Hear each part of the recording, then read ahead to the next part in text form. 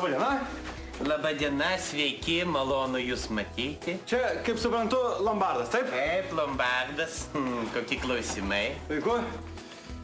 Inspektorius Robertas Gaidelis, prašau jums mano pažymėjimas. Tai va, situacija yra tokia, kad... Situacija, matot, yra tokia, kad, maksimum 200 litų už pažymėjimą aš jums galiu duoti.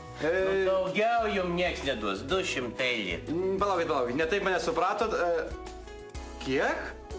200 litų, žinokit, ne daugiau. 200 litų? Gerai.